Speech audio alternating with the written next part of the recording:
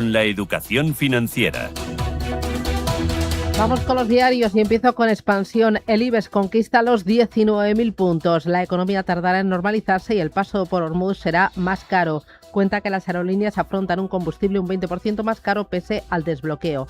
El Corte Inglés dispara beneficio un 22% y crece en todos sus negocios. Elevará un 15% sus inversiones a 650 millones tras ingresar 14.988.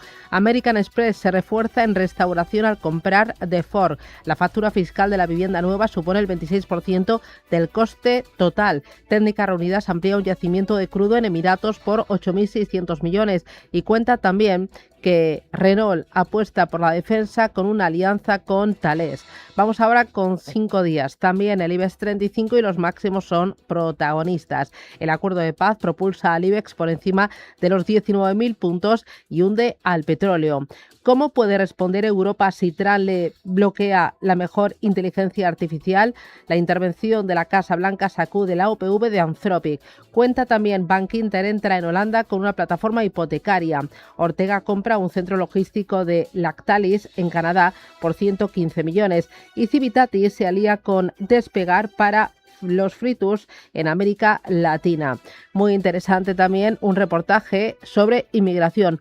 ¿Por qué mengua la comunidad rumana en España? Se pregunta 5 días. Y terminamos con el diario El Economista. España arriesga 28.000 millones en contratos militares con Estados Unidos. 2.000 empresas deben sacarse una certificación para trabajar con el Pentágono. Cuenta también que Zapatero promovió un código de buen gobierno para no aceptar regalos. Entrevista a Elena Guede, directora general de Oficemen. Las cementeras pagan 90 millones más por energía tras el apagón, el 9% de sus costes. Y cuenta también que Fluidra demanda a Wibotics por copiar su robot limpiapiscinas. Muy interesante además, Rusia eleva un 58% las ventas de gas a España. El aumento de las compras a Argelia le devuelven al primer puesto en el pasado mes de mayo. En la contraportada del diario El Economista, oleada de críticas en el Mundial por los anuncios durante los partidos. La FIFA establece una pausa de hidratación a mitad de cada tiempo, un corte que las cadenas de televisión aprovechan para explotar con spots publicitarios. Dice que los cortes de 3 minutos son una jugosa ventana para los beneficios publicitarios. Vamos ahora con prensa nacional e internacional. Roberto Queren, adelante. El País señala en su portada que la resistencia de Israel pone en riesgo el acuerdo de paz. La negociación entre Estados Unidos e Irán afronta escollos como el programa nuclear de Teherán, el levantamiento de las sanciones y el rechazo israelí a retirarse del Líbano. También dice que una España sin gol pincha en el debut, que Vox condiciona el apoyo a Moreno a que asuma la prioridad nacional y la investigación de la UCO contra su directora eleva la tensión en la Guardia Civil. El Mundo muestra en portada a Lamine Yamal en medio del campo del debut de España ayer frente a Cabo Verde, partido que resultó en un deprimente empate 0-0. En medio de esto, el futbolista Rafa Mir fue condenado a 8 años por agresión sexual. Asimismo, también resalta la trama de corrupción que atraviesa ahora mismo el PSOE en esta semana negra por los escándalos que presenta. Se titula «Activó el PSOE la cloaca 16 horas después de la carta de Sánchez». Ferraz ordenó asumir los gastos de Díez la mañana siguiente de que Sánchez se recluyera en Moncloa. También señala que el 58% de los socialistas pide la dimisión de Mercedes González, la directora de la Guardia Civil.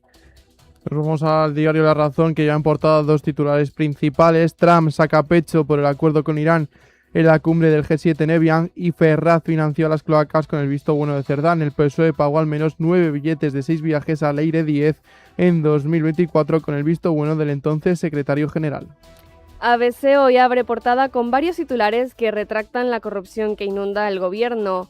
En portada tenemos la imagen de Juan Carlos Barrabés llegando al juzgado de Plaza Castilla, donde también fueron citados Begoña Gómez y su secretaria Cristina Álvarez ante el juez Peinado para comunicarle su procesamiento por tráfico de influencias. Asimismo, también señala que la Guardia Civil ha hallado una anotación en las agendas de Leire Díaz que confirma finalmente que las siglas PS son las de Pedro Sánchez. Así también, un agente de la UCO fue abroncado por incluir en un informe los correos de David Sánchez con su cuñada.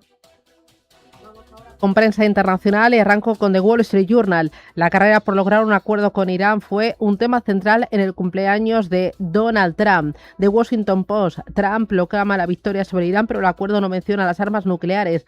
El presidente prometió que el petróleo volvería a fluir a través del estrecho de Hormuz, aunque los funcionarios estadounidenses e iraníes discreparon sobre los términos del acuerdo inicial. Y The New York Times cuenta que las minas navales podrían seguir obstaculizando el transporte marítimo en el Golfo después de la guerra. La Armada estadounidense desplegará una nueva generación de contramedidas basadas en drones para rastrear el fondo marino y la superficie en busca de minas colocadas por Irán. Nos vamos a la prensa europea. En Alemania, Handelsblatt señala que Lufthansa está reduciendo su red tras la desaparición de CityLine. Lufthansa planea nuevos recortes en su red intraeuropea. Frankfurter Alemania lleva estas declaraciones del vicepresidente de Estados Unidos, J.D. Vance, que dice que el acuerdo con Irán es un documento muy general. Del Reino Unido, The Times lleva en su portada que Apple y Google se verán obligadas a comprobar la identificación tras la prohibición de las redes sociales. Y Financial Times, por su parte, destaca en su primera página que el mayor operador de buques Cistern advierte que el flujo a través del estrecho de Hormuz tardará semanas en reanudarse. En Francia, Le Monde abre titular con ¿por qué la inflación tardará en remitir incluso con una rápida reapertura del estrecho de Hormuz? Señala que el regreso a la normalidad será necesariamente lento y las interrupciones en las cadenas de suministro seguirán lastrando la economía mundial. En Europa se prevé que el crecimiento disminuya 0.4 puntos porcentuales este año, hasta el 0.8%. En Les Echos se titula El empleo, las previsiones de contratación se encuentran en su nivel más bajo en 5 años. Según el barómetro trimestral de Manpower, se presentará el miércoles Vivatech las perspectivas de contratación en los próximos meses y que, por cierto, estarán en su nivel más bajo desde 2021. El motivo es el conflicto en Oriente Medio que ha llevado a las empresas a ser cautelosas.